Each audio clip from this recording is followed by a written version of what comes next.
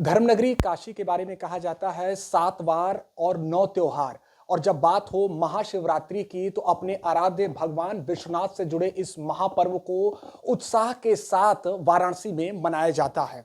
महाशिवरात्रि को लेकर काशी विश्वनाथ धाम में धूमधाम से तैयारी चल रही है और इससे ठीक पूर्व महाकुंभ आयोजन के दौरान भी भारी संख्या में श्रद्धालु काशी विश्वनाथ मंदिर में पहुंचे हैं। हमारे साथ बातचीत के लिए मंदिर प्रशासन की तरफ से मुख्य कार्यपालक अधिकारी विश्वभूषण मिश्रा जुड़े, हम उनसे बात करेंगे। अनुष्ठान शुरू हो चुका है महाशिवरात्रि को लेकर, और क्या कुछ तैयारी हैं, कितने श्रद्धालुओं के आने का अनुमान है? जय विश्वनाथ।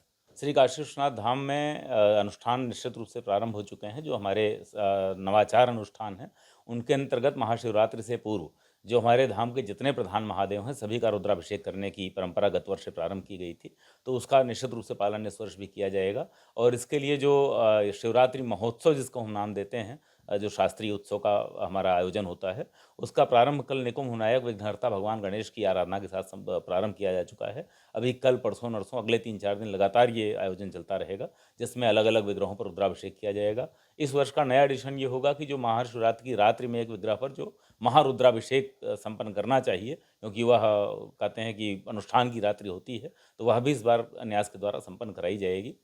जहाँ तक व्यवस्थाओं की बात श्रद्धालुओं के दृष्टिकोण से है, तो श्रद्धालुओं के दृष्टिकोण से जो सर्वश्रेष्ठ व्यवस्था हो सकती है दर्शन की, और जितना अधिक से अधिक लोगों को हम दर्शन करवाने के लिए इंतजाम करते हैं, वो सारे प्रबंध पहले ही किए जा चुके हैं। एंड टू एंड रेलिंग लगी हुई है ललिता घाट से लेकर इधर गोदौलिया और मैदागिन तक आगे। और लगातार पिछले 1 माह से अधिक समय से 13 जनवरी से ही जो पहले महाशिवरात्रि पर जितने श्रद्धालु आते रहे हैं, उनसे अधिक संख्या हम लगातार लोगों की देख रहे हैं, प्रतिदिन देख रहे हैं। तो इन्हीं व्यवस्थाओं के साथ महाशिवरात्रि को भी संपन्न करना है। लेकिन चूंकि महाकुंभ की महाशिवरात्रि है, तो हम मानकर चल रहे हैं जो 7-8 लाख की संख्या में दर्शनार्थी प्रतिदिन महाकुंभ से चलने वाले आ जाते हैं, और महाशिवरात्रि स्वयं में एक स्नान तिथि रहेगी महाकुंभ की, तो उसके 2 दिन पहले से भीड़ और बढ़ जाती है। तो वह भीड़ बाहर से आने वाले श्रद्धालुओं की तो रहेगी ही, स्थानीय जनता भी लगभग इसी संख्या में आती है यहाँ पर, तो दोनों की संख्या मिलाकर समेकित संख्या बहुत अधिक हो जाएगी। यह इसके दृष्टिगत जो समय लगना है, मुझे लगता है कि जो पंक्तियों में लोग कतारबद्ध होंगे उनके समय हो सकता है और बढ़ जाए।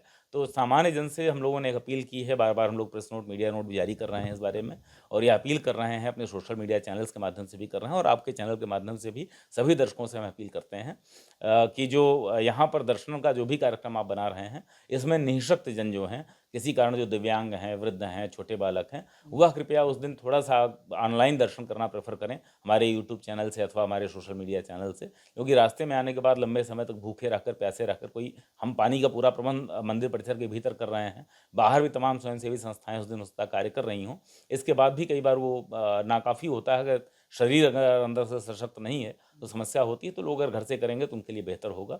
दूसरा जो हम लोगों ने प्रबंध किया है, यहाँ मेडिकल फैसिलिटी भी दे रहे हैं, और जो ORS का पानी है, ग्लूकोज वाटर है, इसका भी प्रबंध पूरी तरह से किया गया है। परंतु उसके बाद भी एक लिमिटेशन होती है, तो हम यह भी निवेदन करेंगे कि जो लोग व्रत रख रहे हैं वह कृपया थोड़ा संयम बरतें, क्योंकि व्रत की दशा में खाली पेट रहने पर भी, लंबे समय तक खड़े रहने पर, और उस दिन धूप भी इस समय बहुत कड़ी हो चुकी है, तो धूप के कारण भी समस्या हो सकती है। तो अपने स्वास्थ्य को पहली प्राथमिकता देते हुए ही दर्शन का कार्यक्रम मनवाएं।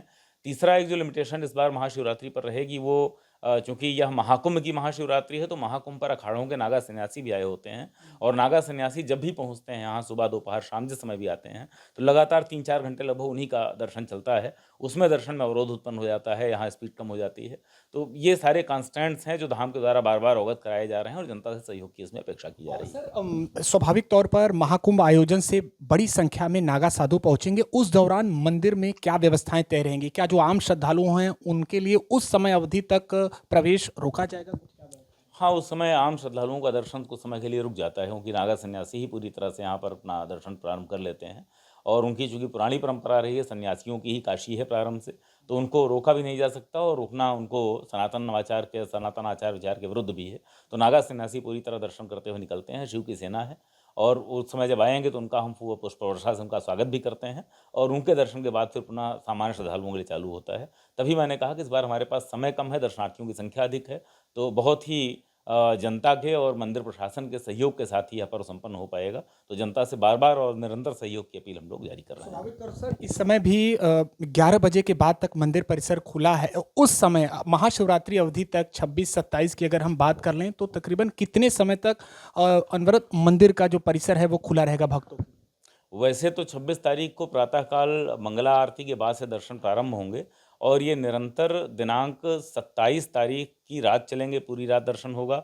28 तारीख की रात को शयन आरती के बाद मंदिर बंद होगा। लेकिन जो शिवरात्रि वाला जो हम लोग जोड़ते हैं उस पीरियड में अगर देखा जाए तो 26 तारीख की मंगला आरती से प्रारंभ करके रात्रिकालीन आरती स्थगित होती हैं। उस दिन ना तो शयन आरती होती है, ना ही श्रृंगार आरती होती है और ना ही सप्तऋषि आरती होती है। उस दिन 4 पहर की विशेष आरती होती है और उसके बाद दूसरे दिन प्रातःकाल मंगला आरती के साथ एक बार गर्भ की पुनः साफ सफाई हो पाती है।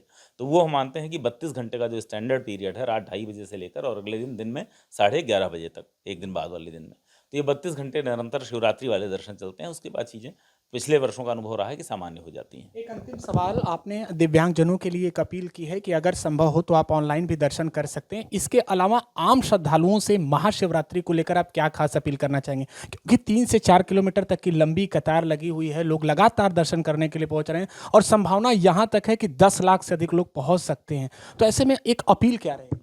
अपील मंदिर प्रशासन बार बार यही कर रहा है कि खाली पेट लाइन में ना लगें और जो कुछ खाकर ही आएँ घर से, क्योंकि लंबे समय तक फैंटिंग की ज़्यादा घटनाएं तभी होती हैं जब आदमी खाली पेट खड़ा होता है।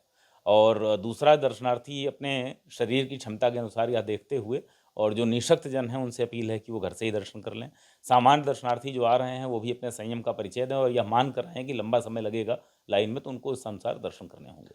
बहुत शुक्रिया बातचीत के लिए। तो ऐसे में भगवान शंकर के सबसे बड़े दरबार काशी विश्वनाथ मंदिर में तैयारियां पूरी कर ली गई है, अनुष्ठान भी शुरू हो चुके हैं। अब इंतजार है महाशिवरात्रि का।